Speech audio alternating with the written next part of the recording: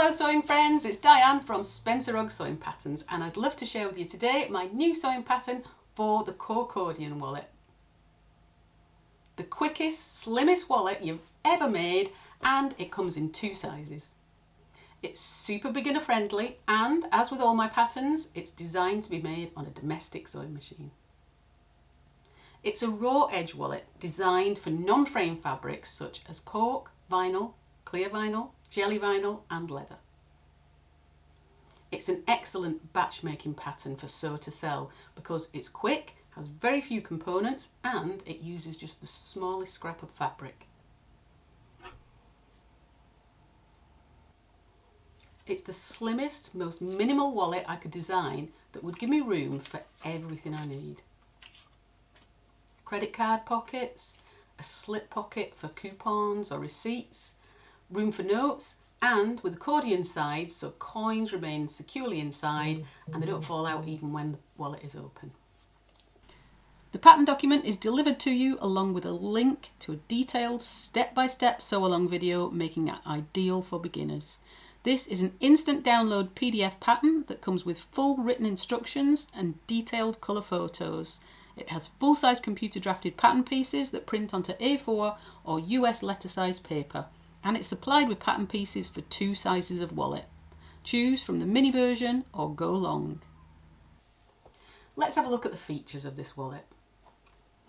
The approximate dimensions of the mini version are, can I remember, 12 by 8 1/4 centimetres, and that's 4 3/4 by 3 1/4 inches. On the long, it's 17 by 8 1/2 centimetres or 6 5/8 by 3 3/8 inches. The super slim mini wallet features a coupon or receipt pocket, space for notes folded in half and for coins. There's 2 credit card pockets which fit numerous cards, and I added gussets to the side so you can open the wallet and see its contents without any coins falling out, with instructions for various closure methods. The long version has all the same features but is large enough to hold unfolded banknotes of all denominations. British pounds, US dollars and euros. I made sure they all fitted in without having to be folded. The card slots are slightly wider in this one and hold even more. And just look how easily the Corkordion fits into even the smallest of bags. Yes, even the mighty mini. If you haven't sewn a raw edge project before, well, this is the perfect teaching pattern for you, with a gazillion tips for choosing the right fabrics to work with, the right fabric handle for raw edge projects, how to cut out accurately, how to conceal your threads, finishing seams neatly, and it showcases various fastening methods too. I made the mini version of this wallet just for myself quite a while ago. I think it was that blue one down there. But it proved so useful that I really had to get it onto paper to share with you. The first one I made was in cork and it was an accordion wallet, so obviously I called it the Corkordion. I was just looking for a wallet to put in a tiny foam bag, but I wanted something that would hold coins too, so I could see them when I opened the wallet up, but without them falling out. Now, I've never seen a cork wallet before with accordion sides, so I thought I'd have a play and see if it worked. And voila, it does, it works a treat and gives the slimmest wallet ever. Great for tiny bags or for just your pocket. So I've actually been using it for months, and then I started thinking, well, what if it was just that tiny bit longer, literally just the size of a banknote? So I extended it slightly, and now we also have a long version included in the pattern. Take a look at some of these gorgeous Corkordion wallets from my testers. A huge thank you to them for all the help and inspiration.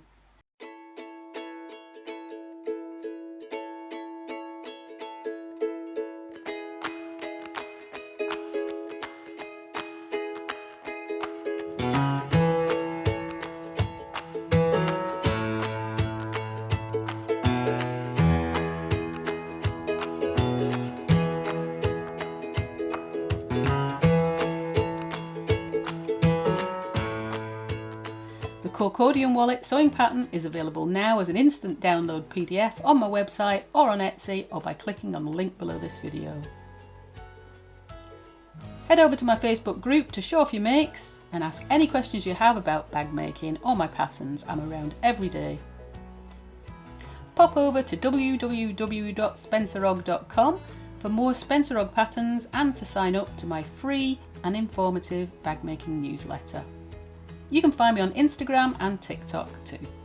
All the links can be found below if you scroll down, along with a few links to some free tutorials you may find useful. There's lots of free stuff on my YouTube channel, so please do take a look and click while you're on here to subscribe. So, if you fancy making the quickest, slimmest Corkordion wallet in 2 sizes with me, go grab the pattern and let's go sew.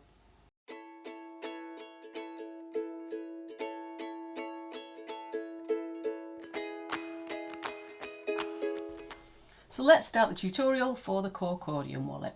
It's a lovely quick make and needs only a few components. So the things you're going to need for this project are first of all the outer fabric. It's a raw edge project, so we want to use only fabrics that are suitable to be left with a raw edge that don't fray. So it's ideal for things like cork, but it's also suitable for vinyl and leather. So let's talk about those fabrics a little bit first.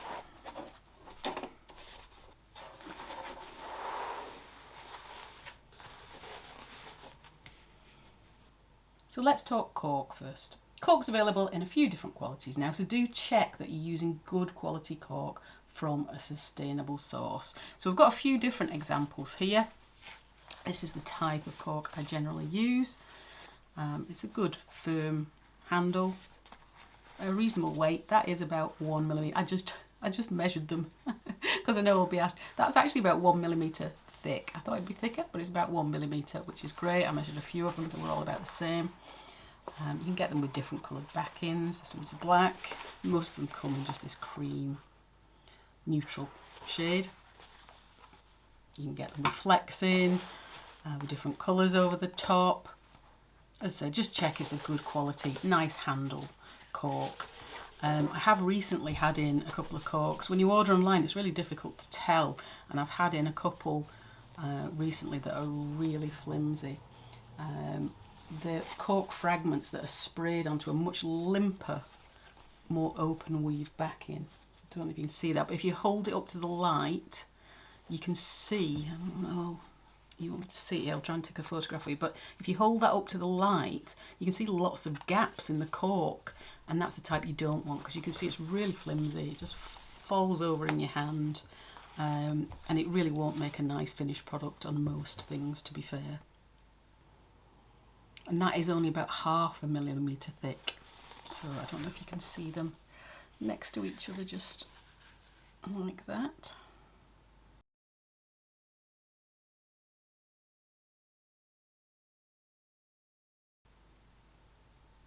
So just to show you a few vinyls and faux leather examples that are good for this project, same rule applies really. We just want to make sure it's firm enough when it's folded in half. So for example, these would be fine. You can see how it's not floppy. It's not a limp vinyl at all. These again are about 1 millimetre thick. It's a nice weight. So sorry, they're all dark. So you can see when I fold it, it kind of holds its own shape. It's not going to flop over at the sides. So for example, this is this little wallet here. So you can see once it's made up, it's not drooping anywhere. It's not limp. It holds its own shape. Just a couple of examples that aren't suitable for this wallet is this limp type of vinyl. They often have a woven, they often have a knitted back rather than a woven, but you can see how that just flops over on itself. It's a very lightweight one. Often to do with the backing they've got as much as the faux leather itself, but you can see these aren't suitable because they're not going to hold the shape. So stick with something nice and firm like these. As a good rule of thumb, fold your fabric in half and see how it looks. Will it be firm enough to hold its own in a wallet? We're not adding any interfacings to this, so we want the fabric to do the work for us. And remember that immortal saying, if it's floppy, stoppy. Also remember to take a quick look at the back of your fabric as well, because you're going to see some of the back of the fabric. So I'll just show you in there. Make sure it hasn't got any print on it or any marks on the back of the fabric.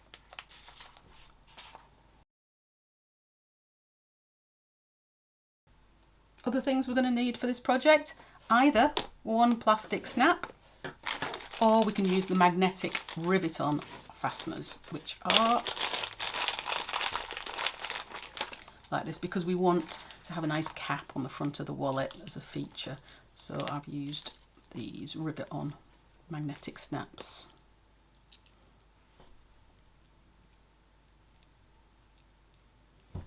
So they're not the ones with the prong backing.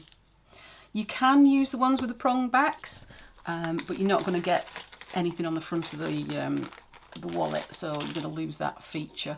So I will discuss as we go through the pattern how to use the prong back ones if you really want to, if you don't have any of these available, because we can hide them underneath the facings.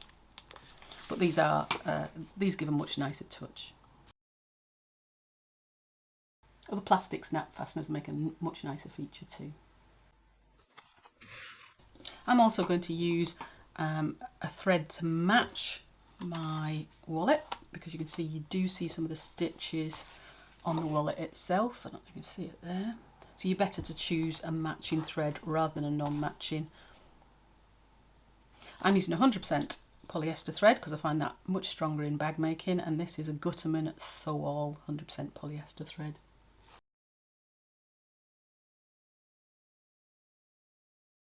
Optionally, I'm going to add a little bit of glue here and there, as it does help with positioning your pieces. And I'm also going to use a woven badge just inside, so I know it's mine. And that's it. So there's hardly any components here. A lighter is handy if you're going to singe your threads, and we'll talk about that as we go along. So choose whether you want to make the mini wallet or the long version, and print off your pattern sheets accordingly using Adobe Reader. I always bang on about this, but Adobe Reader is really important. We want to get the pattern pieces the right size, so ensure you've toggled actual size or 100% in your printer preferences box. Don't toggle shrink to fit or fit to page, because that could make them smaller, and we want your credit cards to fit in the credit card slots. There's a square control box shown on the paper pattern pieces for you to check your sizing before you cut. It is a really teeny tiny item, so double check that it's printed off at the correct size before you start. If you need help with opening and printing PDF patterns at the correct size and you want more information on that, I've got a video to help, which I'll link in the text below, so just scroll down to find that. Just a few tips before we start. This is a raw edge project, and we're going to use top stitching to attach each component. So you can see. Top stitching should be 3mm or 1/8 of an inch from the edge throughout, unless otherwise stated, but don't worry, I'll keep reminding you all the way through. I do use a blind hemming foot on my machine all the time through this project, so I keep an equal distance from the edge all the way through. As I mentioned, use a matching thread because you do see the lines of stitching on the outside because it's just in a single layer. You can use a little edge coat at the end. I use a Feeblings edge coat. You don't need to at all. It's completely optional, but you can see this one, for example, is just as it comes, nothing on, whereas I've used a little edge coat on that. Just gives that professional finish at the end. We want to backstitch at the beginning and end of every seam, but we need to be mindful of knots on the right side of the outer, so I'll give you lots of helpful tips as we go along through the tutorial.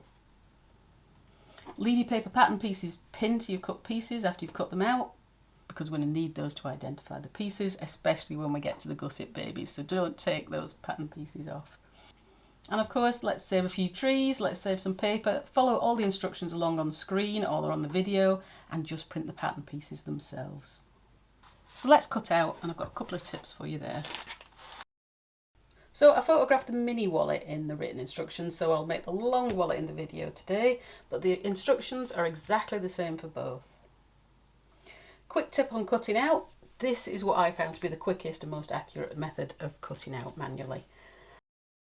I stick the paper pattern pieces to the cork or whatever fabric I'm using. I'm using everything the right way up, so I want fabric right way up and I want pattern pieces right way up. And I actually use a bit of clear tape to stick the pattern pieces on, and then I'll cut them out either with a rotary cutter or with scissors, or with a combination of both. If you're using scissors, use long even strokes to achieve a clean cut edge.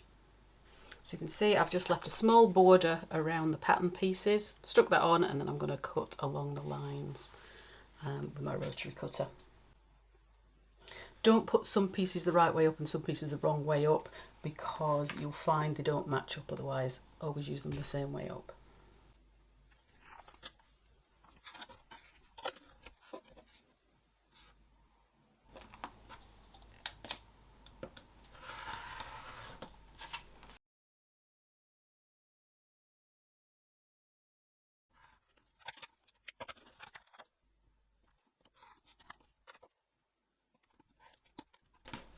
So you can see how easy that makes it. So I'm just going to clip that pattern piece to it. I don't want to lose my pattern pieces because that'll keep them identified.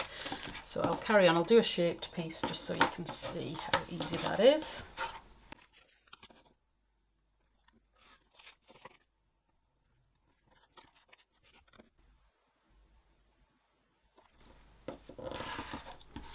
I tend to stick with the outside of the lines when I'm cutting.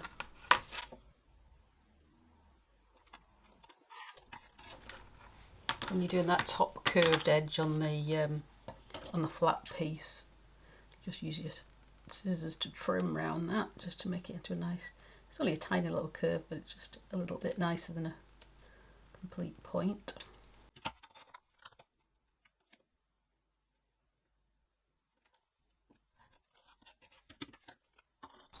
Put that on. You can see that that is nicely cut.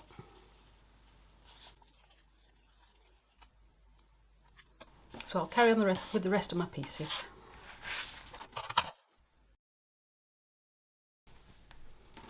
When you get to the gussets, obviously you will have to use your scissors there. I'll put my glasses on, because that top edge is just nicely curved and we want to keep that.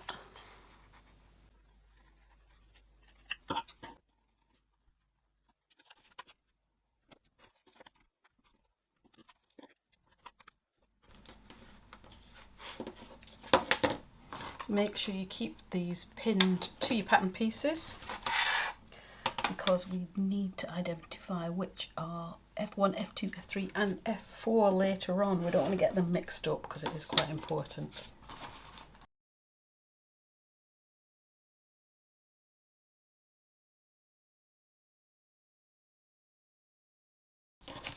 I'll keep some of those bits of offcuts because those will help me just try some threads out later on. So that's all our pieces cut out and we're ready to start sewing. So we're going to start with a little bit of top stitching.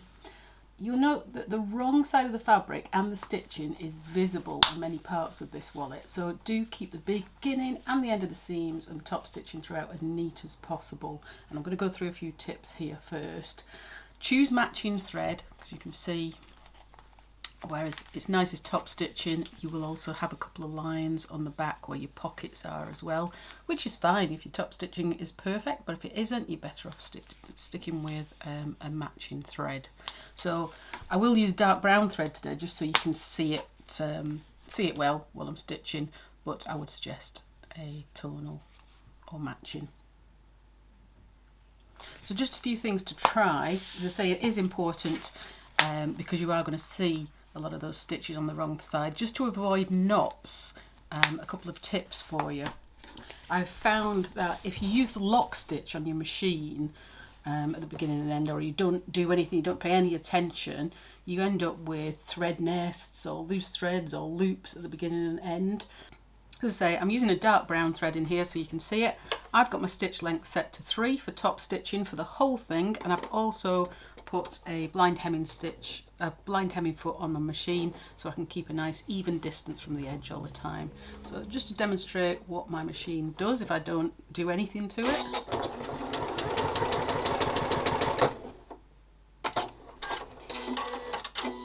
So I've just started and stopped without worrying about it, and if you turn it over, I think you find a lot of machines do that.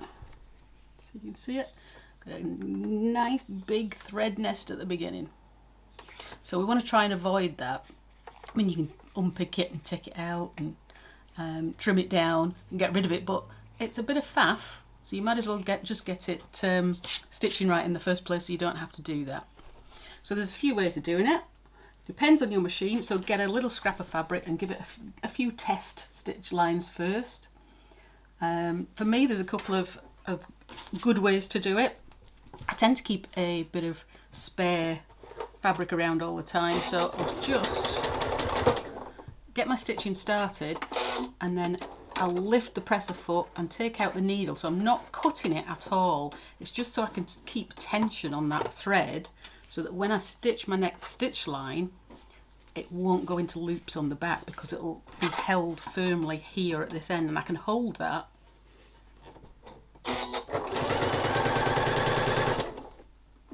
So again, at the end, just lifting the foot and lifting the needle and pull it out, and you'll find there's nothing on the back there. And it's the same if you're back stitching at the beginning and end. I'll just do it again. So again, back stitch at the beginning and end. You don't need to have that extra bit of fabric, you can just hold the thread. So if I hold the thread, I'll back stitch at the beginning, back stitch again, but then I'm just going to lift my presser foot and my needle. Don't use the automatic thread trimmer, and you'll see we're absolutely fine there. So we can then trim that up. So ways to trim that up, you can just use your trimmers and trim really closely, or if you use polyester thread particularly, you can use a lighter. Be careful, obviously I don't tell you to do this because I don't want to be sued for anything. Don't set the house on fire. You can just light the thread and it will burn it right back to the edge. But let's be safe, we'll just trim it up today. And again, you can do that on the back and you've got no ends sticking out. And you'll be nice and tidy when you're making your project. If you are a very particular sewer, by the way, I didn't mention it because I'm not, you can just sew the line of stitches without any back stitches beginning and end, and then pull the ends through from the front to the back with a needle and tie them off on the back. It's not something I tend to do because it's beyond my attention span, especially when I want to make a quick project, but it does make for a tidy project. So have a play and see what works for you and for your machine, and then if you're like me, you can forget to do it half the time as you're making your wallet anyway.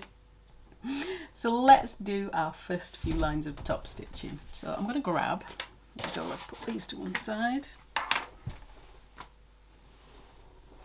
First of all, I am going to grab my flap facing piece B. So I'm going to take out a pattern piece and I'm just going to stitch a line of top stitching along the long straight edge there, and it's 3mm or 1/8 of an inch from the end or from the edge. I'm going to stitch from the right side of the fabric to keep our stitches as neat as possible.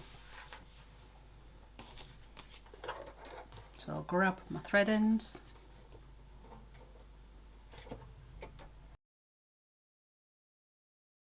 It is easier if you have the piece of fabric on, but whether you can be bothered to do it every time,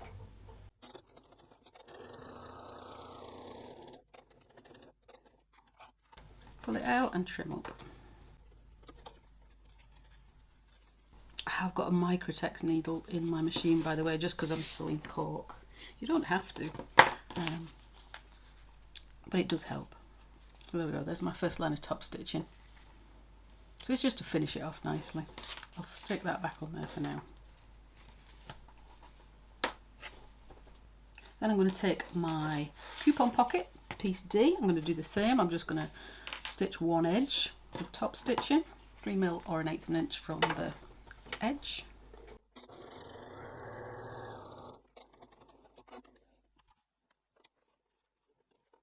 We are being really particular about trimming this one. Trimmity trim, trim all the way through it. We don't want any thread ends. So that's my coupon pocket top stitch. And then I'm going to do the same thing with my credit card pocket. So you've got 2 credit card pockets, piece E. I'm going to top stitch both of those.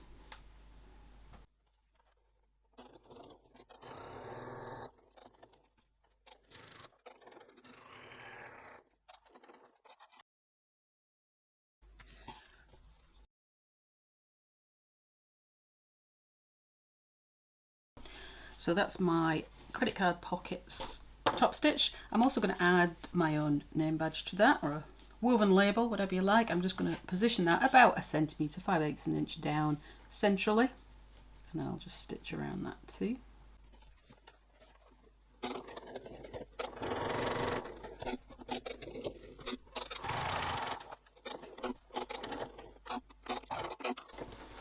Do it right this time. Pull it out and trim it. I told you I keep forgetting. See, that's where I started it, with the automatic lock stitch at the beginning. Oh well, it's behind, nobody will know. So that's my credit card pockets done. So I'll just put those to one side again too.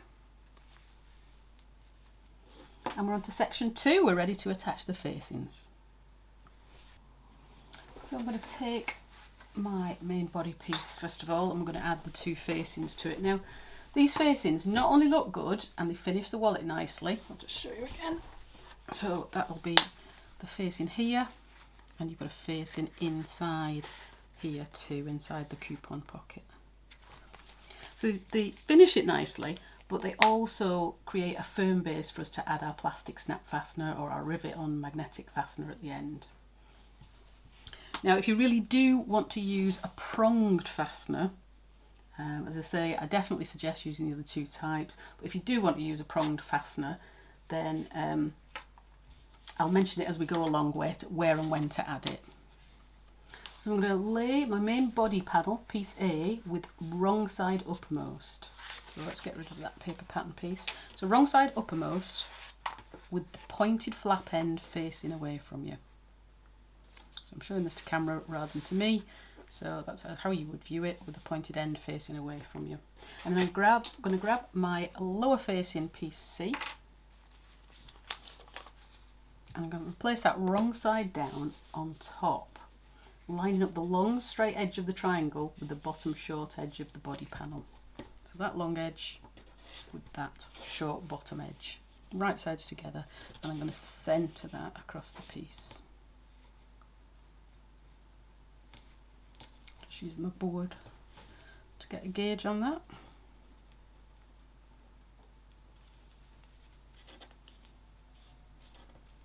And clip that in place.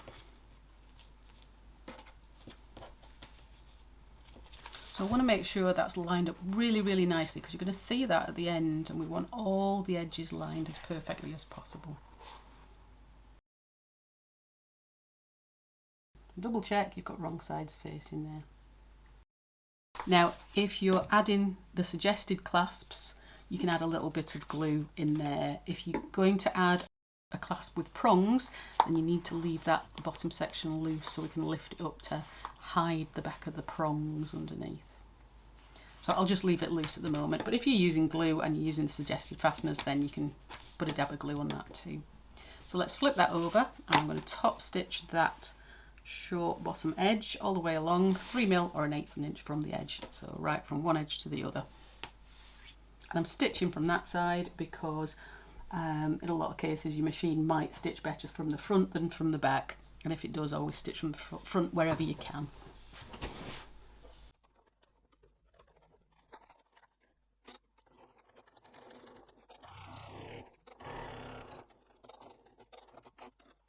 Pull that out and give it a trim,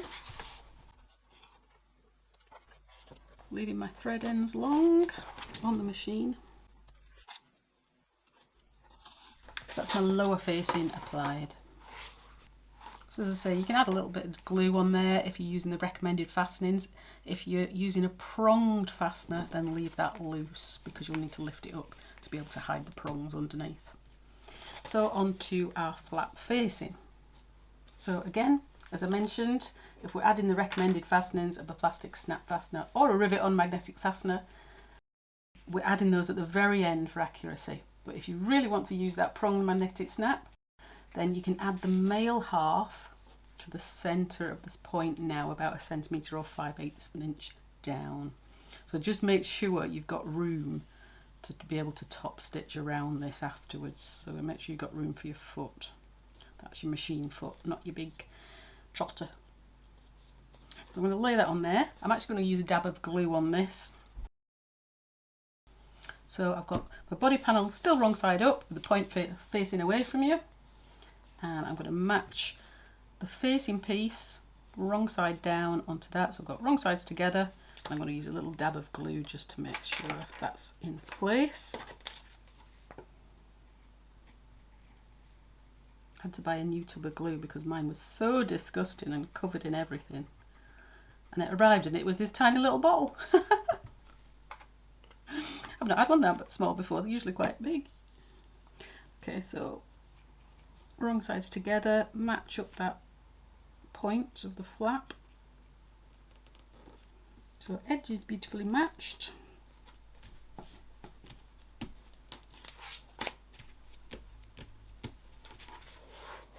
And that is our top facing finished for now. So I'm just going to clip that in place. I'm going to top stitch that shortly, but not just yet. I'll use my clips that way up because they've got a nice flat back because I don't want to mark my cork. And that again will give us a firm base to attach our fasteners at the end now. Now I'm going to add my coupon pocket. So grab piece D, coupon pocket. So I've just got one of those. And I need a ruler. So main body panel, wrong side uppermost with pointed flap facing away from you. Grab the coupon pocket and lay it right side uppermost on top of the lower facing triangle. And we want the top stitched edge facing towards the top stitch of the body panel too. So that's going to be the top of the pocket. So we want the top stitching at the top. So I'm going to lay that there. So match it up with the ends, but then scooch it down just 1/4 inch or 6 mil. So you've got a bit of a gap at the top. So try and get that as close to 1/4 inch as you can because we're going to use the other end of the pocket for measuring up to place the credit card pockets. Double check my measurement. Trying to do it in a tiny space. Usually I'm all over the floor, spread out with space everywhere. Okay, so that's my coupon pocket. And that's nicely placed. Make sure on the other side you haven't got any edges sticking out anywhere. And then I'm going to stitch along the bottom of the pocket, which is this end, so the inner side, with a 3 mil or 1/8 inch top stitch just along this edge. So we don't want to stitch along this edge because that's our pocket and we want to leave it open. We don't want to stitch the sides yet because we're going to do that all in one so we get a nice even top stitch all the way around the wallet. So we just want to stitch this bottom end now. Pull those threads.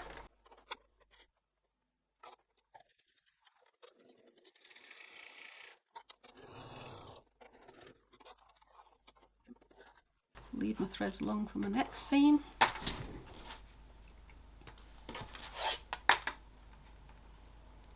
Look, I forgot and did a lock stitch again there, an automatic lock stitch. My brain, it's like a sieve. Okay, so that is our coupon pocket attached, and now we're ready to add our credit card pockets. So grab your 2 credit card pockets, pieces E. Again, I'm laying the main body panel wrong side uppermost with flap facing away from you. Take your first credit card pocket, and that's the one without a label if you added one. I'm going to centre that across the piece. I want right side uppermost, and I want the top stitched edge facing towards the flap, and I'm going to position that 1.5 centimeters or 5/8 of an inch from the bottom of the coupon pocket, or from where that ends. So 1.5 centimeters or 5/8 of an inch is there. Let me make sure I've got that central. Not bad actually.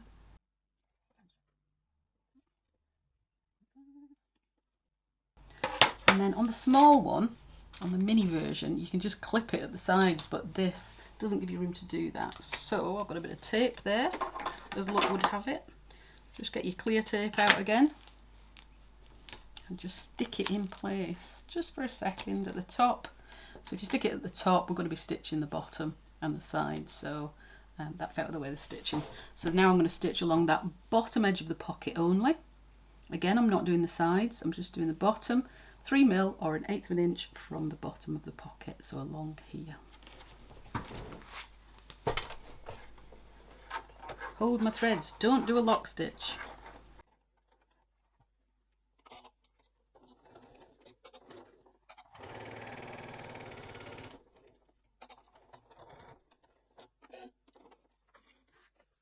Trimity trim trim. 1, 2,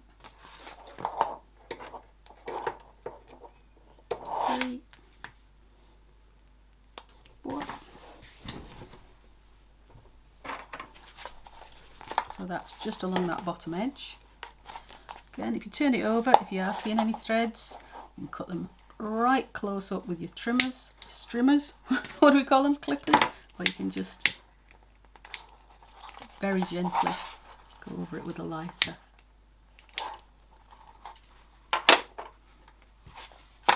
So that's one attached. I can take that tape off the top now, get rid of it before I forget and wonder why I can't get my credit card in later.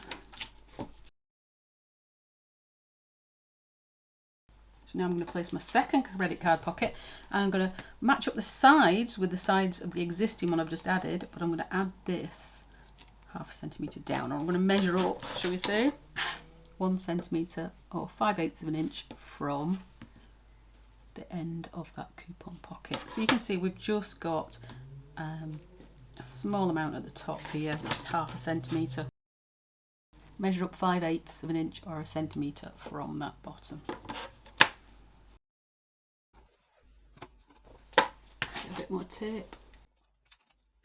Again, I'll stick that on just for a second.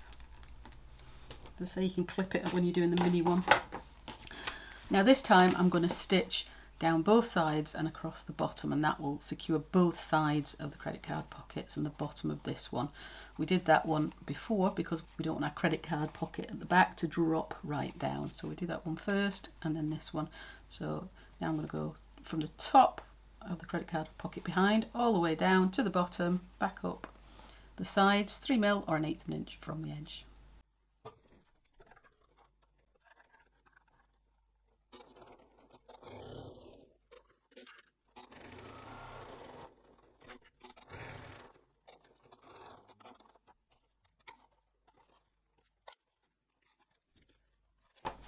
So you can see on the back and the front, so those are all finished now. That's my credit card pockets done. And if I didn't mention it, make sure that top stitched edge of the pocket is facing towards the flap again. I don't know if I remembered to mention that just before I put it on, but top stitching always towards the flap on these credit card pockets. So there's your 2 slots, and you can fit a few cards in each of those. And now it's tea break time. Now we don't really need a tea break in this project because it's just so quick, but it is tradition in my pattern, so let's have a brew and some chocolate and enjoy 10 minutes to ourselves. I'll carry on, but you go off, have a cup of tea. Put me on pause for a minute.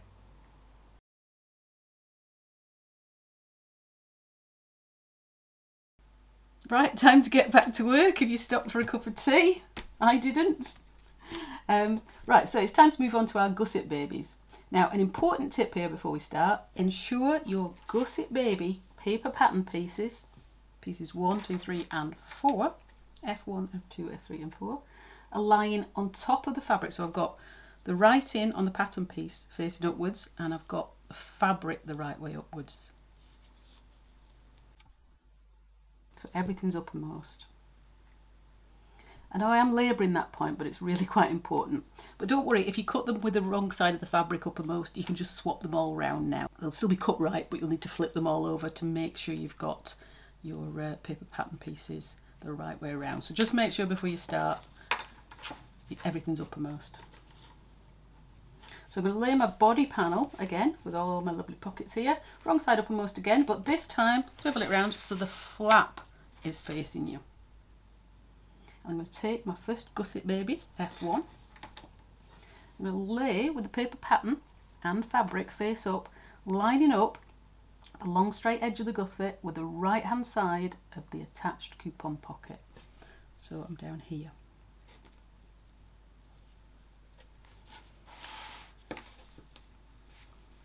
So this long edge, you can see you've got a curve on the top, so one edge is shorter than the other. I've got one long edge, and I want that long edge matching up exactly with that coupon pocket, butted up against the edge of the wallet, and it should be exactly the same size.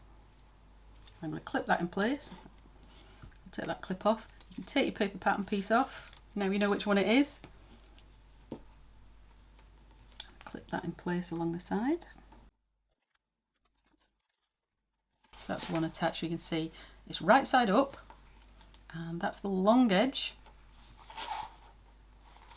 and it's lying on top of the coupon pocket, and it matches at the top and at the bottom of that long edge. So that's F1. Now I'm going to grab F2 and do the same thing. I'm going to lay that on the other side, so on the left side, and I'm going to line it up along the edge and along the coupon pocket. Take my paper pattern piece off. It was really hard to describe that. I had to think about how to best describe that. The best way was to leave your paper pattern pieces on so you don't get them mixed up. So there we go, there's our two attached. So the wider part is at the top of the coupon pocket, and it narrows towards the centre where we'll be folding it in half. So that's both of those. So I'm going to turn it round now so that the flap's facing away from you again. Take the third Gusset baby, piece F3, and lay with the paper pattern and fabric face up, line up with the left side of the wallet and the bottom edge of the credit card pocket. So I'm still lining it up along the edge of the wallet, but it's falling in line with the bottom of the credit card pocket. So I'll take that off for now. So that's my F3. So if you want, you can put a ruler along the bottom of there. On the small version, you'll see, you can see it better because it lines up exactly. It's lying on top, but here it's just slightly more. So you can always put a ruler along the bottom, and it's that narrow edge we're lining up with the bottom edge of the credit card pockets, the lower one. So the higher end will sit above the credit card pockets, and we want that because we want space for your credit card pockets to be peeking out the top and still be able to fold the flap down. So clip that in place, and then I'm going to grab F4, which is my final Gusset baby, and lay with the paper pattern and the fabric face up, line up with the right side of the wallet and the bottom edge of the credit card pockets again, and the top of my Gusset baby will be sitting just above the credit card slots again. So they're all coming in line. So it helps to put that ruler there actually. I hadn't done that before. And then clip that in place. And then just go back and make sure everything is lined up beautifully against the edge of the wallet. So all our four gussets are there. The narrow little bottom edges are all going into the centre where we're going to fold the wallet up, and our wider edges are here at the furthest edges. So just check that's lining up beautifully along the edges, because we're going to top stitch all of this to attach it in one operation.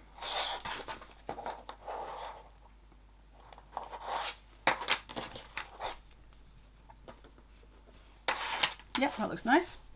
So you're seeing the top of your Gusset babies, you're not seeing the underside, because then that will be on the outside when we've finished making the wallet.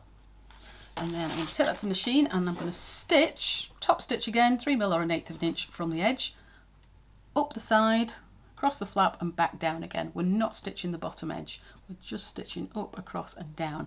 I'm going to stitch from the right side of my outer because my stitches are slightly better that way. So you'll have to be careful to make sure those gussets don't move at all as you're stitching. But make sure you've got plenty of clips in there and you should be fine.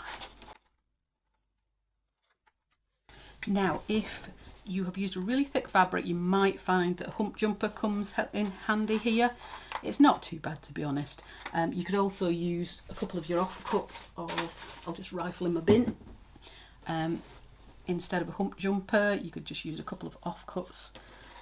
Flow it along the side of your machine on the other side so your foot gets a good purchase on your fabric.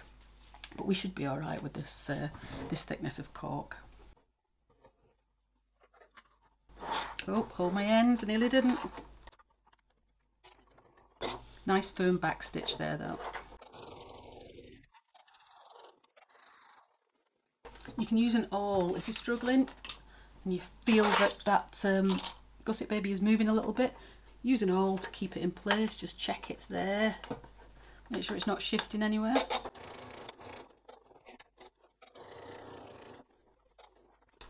Pivot at that top, make sure you're right on the point when you pivot.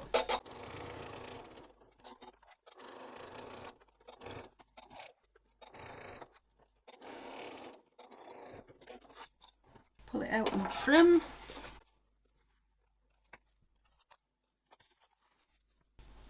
There we go, so that's attached all 4 gussets and it's secured the sides of the coupon pocket and it's secured our facings.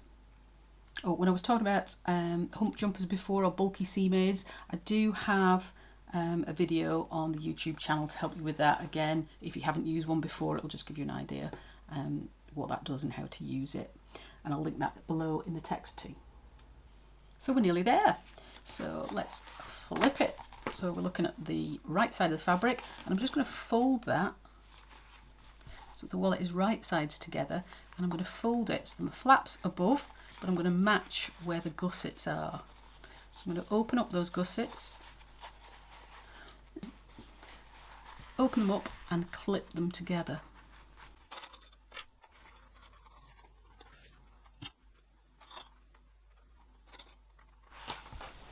So I'm now wrong side outermost on my wallet, flaps up here, and I've just opened those gussets outwards, flip them out and match them and clip them on the outer edge of the gusset.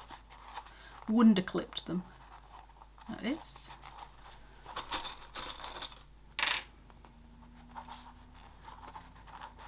So make sure they're beautifully in line.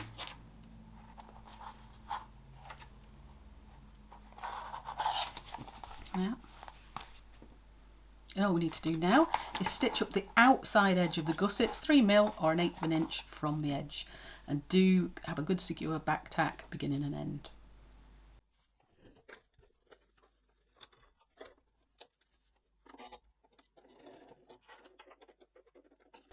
I need a hump jumper now because I'm using a really wide foot here and it's just going onto the wallet body, the other side of the foot. So I'm going to pop my hump jumper underneath, or bulky seamade.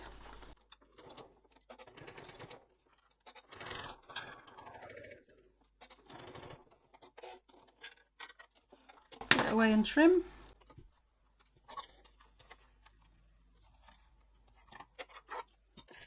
That's one gusset stitched.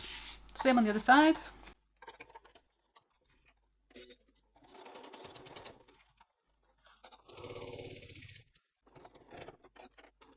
Pull it away, trim.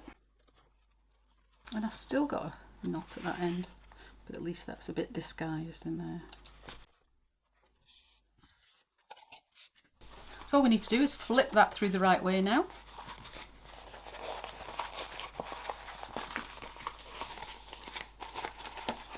So as your gussets, pop your gussets inside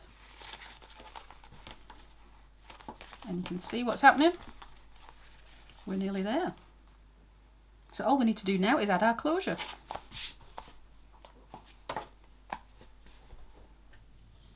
So I'm going to use plastic snap fasteners for this one. Cam snaps, whatever you wish to call them. In the instruction document I used the rivet on magnetic snaps, so you've got both layers there. So I've just taken out 2 caps, a male and a female. So I'm going to attach the male, doesn't really matter with cam snaps, the male to the flap part. If you did use prongs, you've already a pronged magnetic snap, you've already got it on there, obviously. So I'm just going to position my cam snap in a nice position on the flap.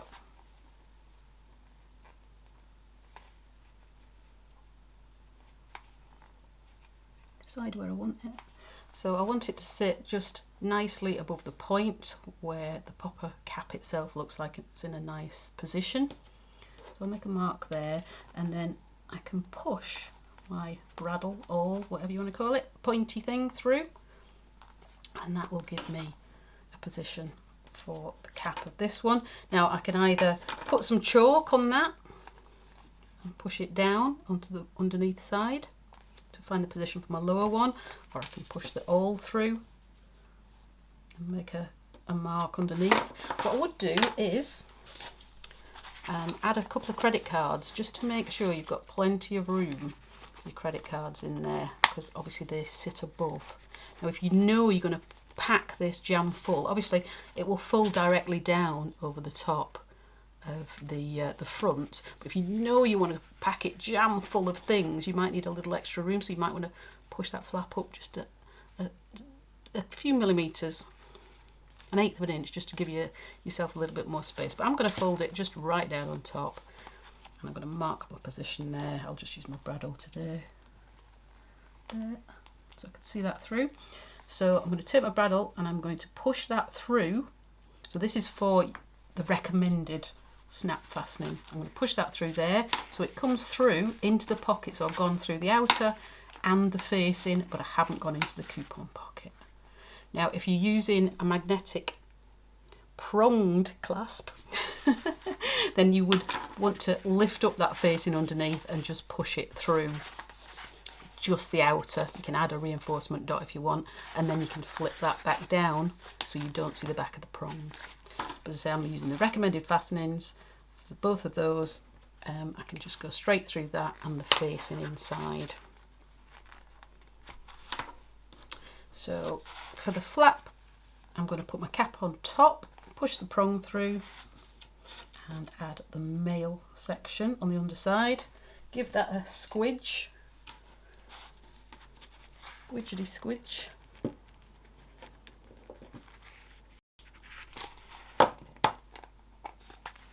And then for the other side, I want my cap on the inside of the facing, or the inside of the pocket. So that's going to go through there. Now I've lost my hole. Where is it? There. Oh, it was too high. Further down than I'm looking. Oop. Further down than I'm looking. So the cap goes on the inside, so it's through facing and outer. And then my female part goes on top of there. And give that a squidge, not too hard.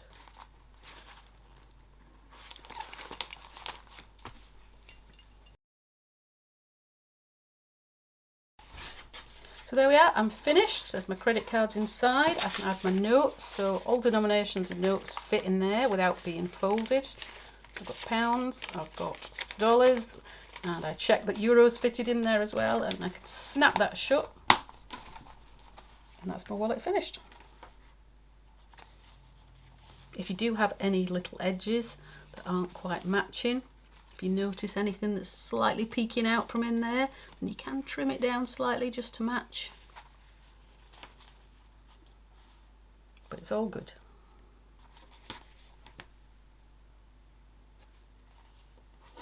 Now if you want to, you can add a little bit of edge coat on there. So I did it on this one, I think I showed you at the beginning. There's the magnetic snap fasteners, by the way, just to illustrate. I did put some edge coat on these orange ones, but you can see it's not really necessary. It just adds an extra bit of bling to it, but it isn't necessary. If you don't have any, don't worry about it.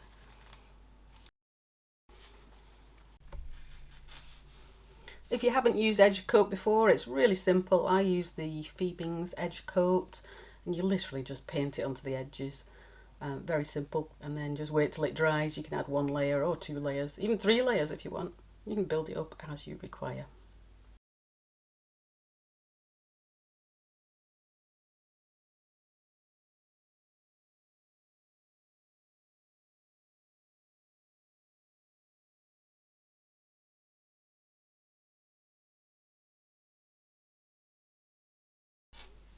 And then leave it to dry for a few hours. So here you can see the result. We're just finishing off those edges nicely, so you haven't got a bright white edge. It really depends on the fabric you're using as to whether it's even necessary.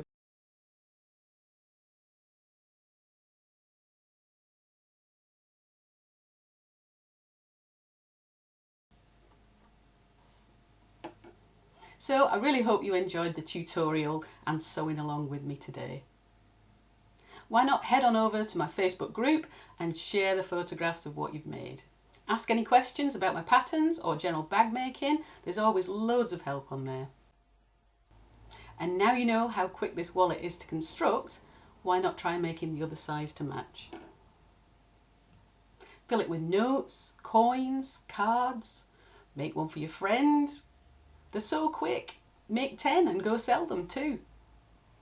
You can also size the pattern up or down according to your needs, and I do have a video tutorial on that, which I'm sure you know, but I'll link it in the text below. You can even shape the flap in different ways, so as long as you keep that long edge the same length up to that point, you can shape the flap any way you wish, whether you want to make it into a curve or 2 points or whatever you fancy. So what are you waiting for? Go sew!